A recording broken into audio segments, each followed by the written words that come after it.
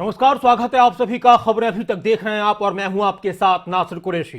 देश की आवाज में आज बात रूस और यूक्रेन के युद्ध को लेकर होगी और भारत पर किस तरह के असर होंगे, और साथ ही जो हमारे नागरिक वहां पर फंसे हुए उनको लेकर होगी। आपकी क्या कुछ राय आएगी वो भी आपसे जानेंगे, लेकिन उससे पहले एक अहम खबर। यूक्रेन में फंसे नागरिकों के लिए हेल्पलाइन नंबर जारी किया गया है। हरियाणा सरकार की तरफ से भी एक व्हाट्सएप नंबर जारी किया गया है और वो नंबर आपके सामने आपकी स्क्रीन पर हम इस वक्त लेकर आ रहे हैं। 9212314595 ये नंबर है।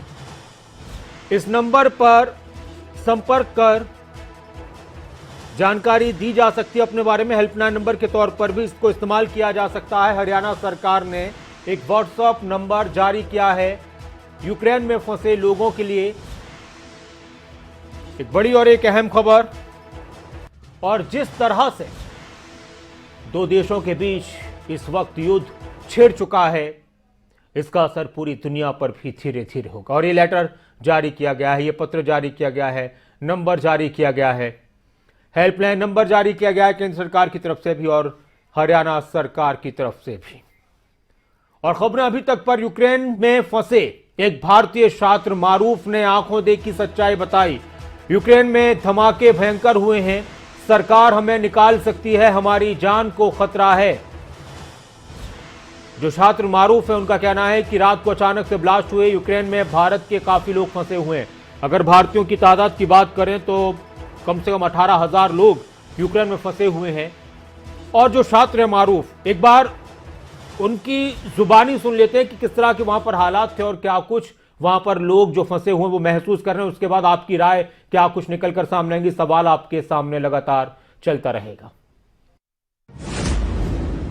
अभी तक कोई मदद नहीं की जा रही, ना यूनिवर्सिटी की तरफ से की जा रही है, ना गवर्नमेंट की तरफ से की जा रही है। हम मार्केट जाकर सामान लेके आ रहे हैं, हम सामान लेके स्टोर कर रहे हैं। इन फ्यूचर पता नहीं कुछ हो जाए, वॉर ज्यादा हो जाएगा, तो हम उस चीज को इसलिए सामान स्टोर कर रहे हैं।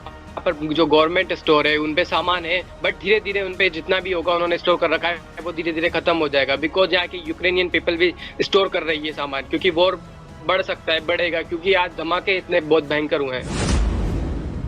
पेरेंट्स को उम्मीद है कि वो इंडियन गवर्नमेंट हमें निकालने की ट्राई करेगी, इंडियन गवर्नमेंट हमें निकाल सकती है। यहाँ पे पेरेंट्स भी बोल रहे हैं कि इंडियन गवर्नमेंट कुछ सोल्यूशन तो करेगी। एम्बेसी भी कॉल किया है हमने, एम्बेसी भी बोलती करेंगे कुछ, बट अभी तक तो नहीं। और गवर्नमेंट से अपील करना चाहता हूँ और इंडियन जनता से भी अपील करना चाहता हूँ कि बस आप गवर्नमेंट को बोलें, गवर्नमेंट को ट्वीट करें, सब चीज़ें करें, प्रशासन पर प्रेशर बनाए कि वो इंडियन सिटीजन को यहाँ से, इंडियन मेडिकल स्टूडेंट को यहाँ से निकाल ले और गवर्नमेंट हमें यहाँ से निकाल ले। बस बिल्कुल नेट बंद हो जाएगा, इमरजेंसी लग जाएगी, लाइट चली जाएगी, आपकी ऑफ हो जाएगा सब चीजें। बट फिर भी बच्चे पैनिक है, पता नहीं। जैसे आज मिडनाइट को ब्लास्ट हुए काफी ज्यादा, रात को 4 बजे, तो नेक्स्ट नाइट को हो जाए, इस चक्कर से डरे हुए कि नेक्स्ट नाइट को हो जाए, कुछ हो जाए, बस जान का खतरा है। पानी की व्यवस्था यह है कि पानी की व्यवस्था के लिए हमने हमारी काफी बड़ी बड़ी बोतलें, काफी 8 से 10 बोतलें भर ली है, क्योंकि यहाँ पर लाइट जाने के बाद पानी भी बंद हो जाएगा। स्थिति ऐसी भी आएगी, हमें यही था कि सामान्य जल्द हालात हो जाएंगे, अच्छे हो जाएंगे, बट और वॉर इतना ज्यादा चल भी नहीं रहा था, यहाँ नॉर्मल था, सब चीजें नॉर्मल थी। रात को अचानक से इतने ब्लास्ट हुए, रात को अचानक से सब चीजें इतनी बढ़ गई कि इतना डर लग रहा है अब तो कि बस जैसे तैसे हम इंडिया पहुंच जाए। अब प्रशासन की तरफ से अनाउंसमेंट की जा रही है, काफी अनाउंसमेंट की जा रही है, सभी अपने घरों में रहें, बाहर ना निकलें। अलर्ट लागू कर दिया है। यहाँ पर फायर ब्रिगेड है, एम्बुलेंस जगह जगह है, मिलिट्री जगह जगह खड़ी हुई है, पुलिस वाले रोड पे हैं, सब चीजें यहाँ पे कर रहे हैं। यहाँ पर 8 से 10 लड़कियां हैं, बाकी बॉयज हैं। यहाँ पर भारत के हर एक स्टेट से लोग हैं, हर एक स्टेट, हर एक सिटी से लोग हैं यहाँ पर काफी। और काफ़ी भारतीय वहाँ पर फंसे हुए हैं, उनको लाने की कोशिश हो रही है। ये थोड़ी देर पहले का वीडियो था जो हमारे चैनल पर जो छात्र हैं उन्होंने बात की थी और उन्होंने किस तरह से खतरा महसूस वो कर रहे हैं वो बताया था। और हालांकि अभी तक अब हेल्पलाइन नंबर्स जारी किए गए हैं और भारत सरकार की तरफ से कोशिश हो रही है कि जल्द से जल्द जो नागरिक वहां पर भारतीय फंसे हुए उनको लाया जाए। अगर किसी के पास मान लीजिए इस टाइम पर वीज़ा वगैरह भी नहीं है तो उनको भी वापस अलग अलग तरीकों से लाने की कोशिश हो रही है। पश्चिमी यूक्रेन में जाने की सलाह दी गई है सभी भारतीयों को। अब इसके साथ जो आज का सवाल है और इस वक्त सबसे ज्यादा चर्चा का विषय यही है, हॉट टॉपिक है, यूक्रेन पर रूस के हमले को आप किस तरह से देखते हैं? बहुत सारे लोग इसके बैकग्राउंड में जा रहे होंगे और वो पढ़ भी रहे होंगे कि आखिर वजह क्या रही है। यूक्रेन और रूस के बीच जो युद्ध हुआ है, इसका नतीजा क्या निकलेगा? क्या भारतीय लोगों को वापस लाने में देरी हुई? क्या रूस से भारत की बातचीत से सुधर सकते हैं हालात? युद्ध जारी रहा तो क्या पूरी दुनिया पर इसका असर पड़ेगा? पूरी दुनिया पर इसका क्या असर पड़ेगा? इसको आप किसी भी तरह से देख सकते हैं। और हमारे दर्शक रामजी भाई हमारे साथ जुड़ चुके हैं। स्वागत है आपका रामजी भाई, जुड़ चुके हैं आप कार्यक्रम में। जी नमस्कार यूक्रेन पर हमला रूस ने किया जी, उसमें नाटो को यूक्रेन पे समर्थन पे आना चाहिए। अमेरिका बाकी साथ ही देश यूक्रेन को और उनके नागरिकों को बचाना चाहिए, नहीं तो पूरा देश तबाह हो जाएगा। और अपने देश का नागरिकों को बचाना चाहिए, भारत सरकार को। अपना धन्यवाद सर। शुक्रिया, आप हमारे साथ जुड़े। आप भी जुड़ सकते हैं। सवाल आपके सामने है, इस युद्ध का पूरी दुनिया पर असर क्या होने वाला है? भारत का जो रुख है वो कैसा रहेगा? आपको याद होगा और आपको पता होगा कि यूक्रेन के जो राजदूत हैं उन्होंने खुलकर यह कहा है कि भारत इस मामले में रूस से बात करे, लेकिन जो जानकार हैं, रक्षा विशेषज्ञ, उनका कहना है कि अब बहुत देर हो चुकी है। और यूक्रेन जो कह रहा है कि भारत रूस से बात करे, व्लादिमीर पुतिन से प्रधानमंत्री नरेंद्र मोदी बात करें, तो किस आधार पर करें? वो किस तरह से रूस की एक बात है कि नाटो में शामिल नहीं होगा और जो शर्त है तो क्या उनको यूक्रेन मानेगा? ये अलग विषय है। कल्पना जी हमारे साथ हैं, स्वागत है आपका। कल्पना जी, मैं ये कहना चाहती हूँ कि पुतिन की जो पॉलिसी थी, जो डिप्लोमेटिक प्रेशर उन्होंने इस कंट्री पर लाया है, सारी दुनिया दंग है। अमेरिकन की फॉरेन पॉलिसी जो बाइडेन की फेल हो रही है और बाकी कंट्रीज जैसे ताइवान वगैरह है, उन्हें भी सचेत रहना होगा।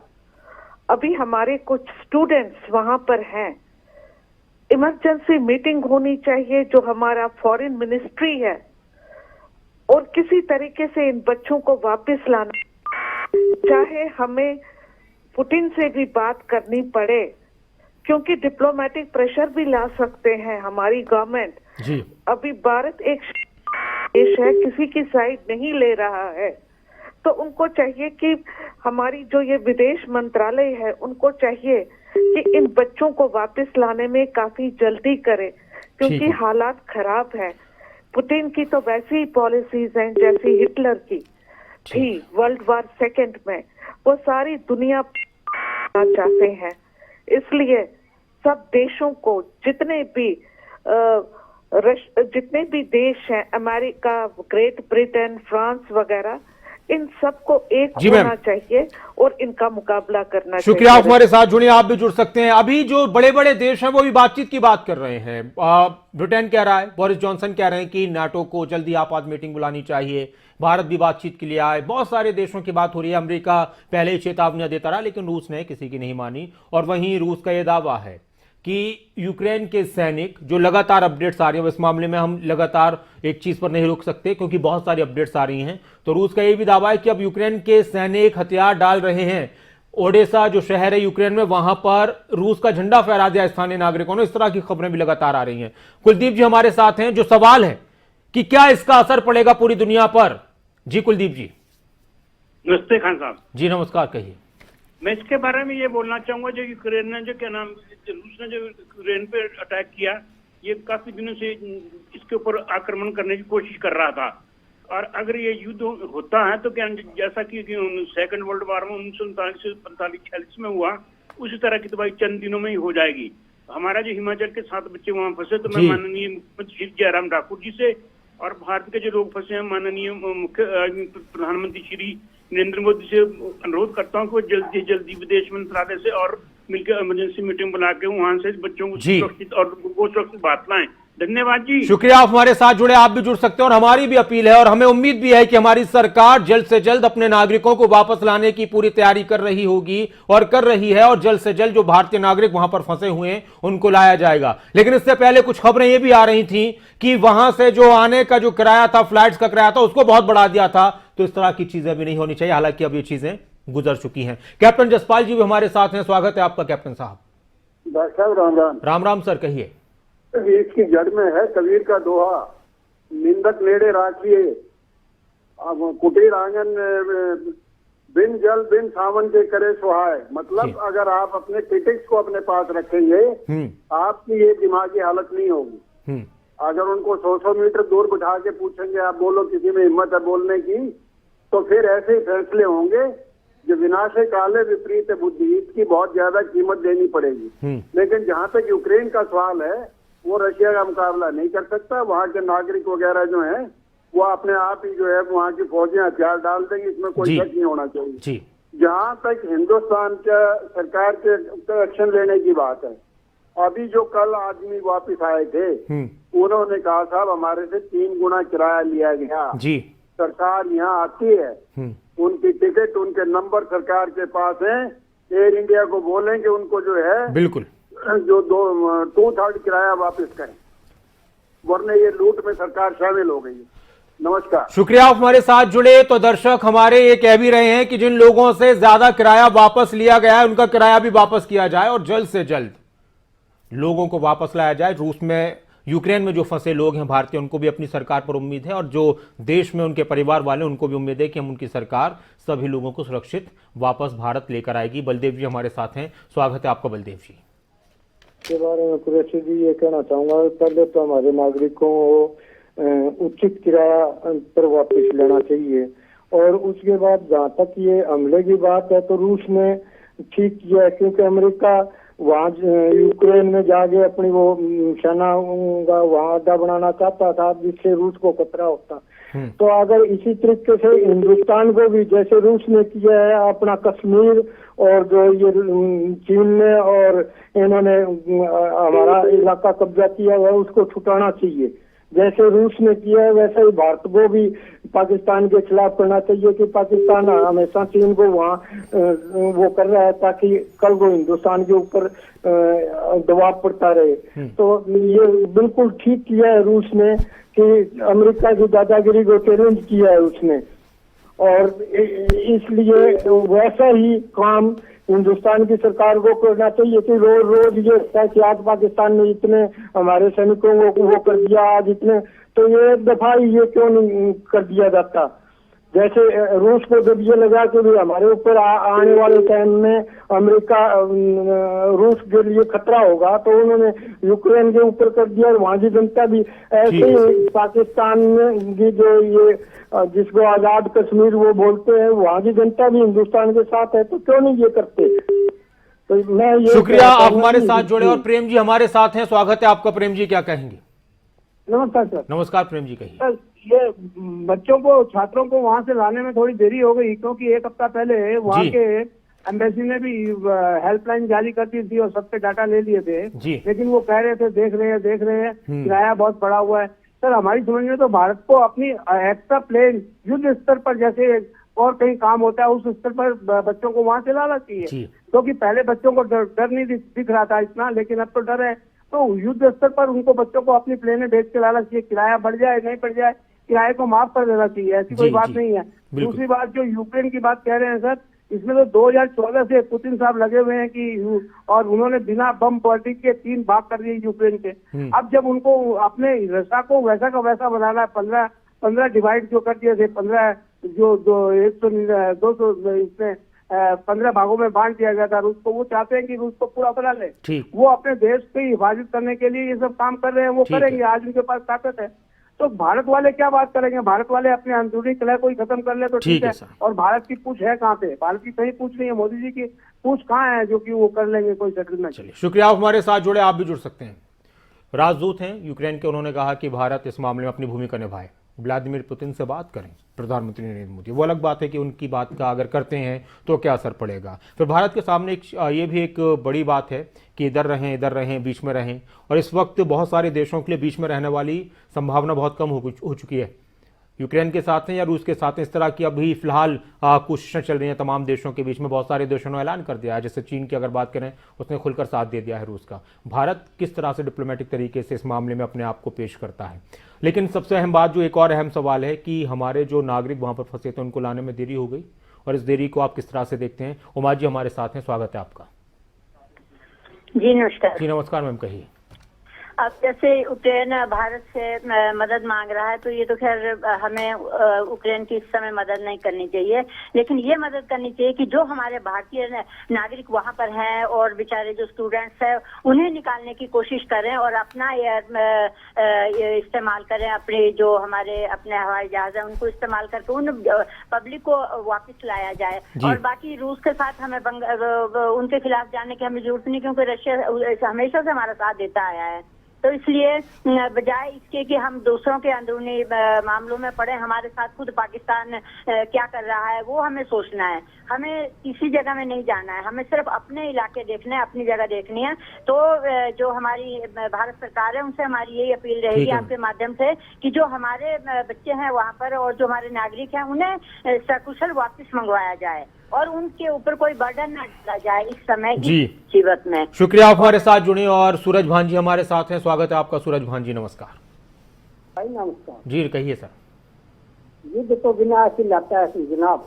रही बात भारत की, इसमें क्या भूमिका है, तो भारत के तो अपने रहने के देने पड़ रहे हैं। ये गोदी मीडिया में मोदी मोदी करके चढ़ा रखा है, इसकी गाँव यहाँ ही नहीं मानता कोई।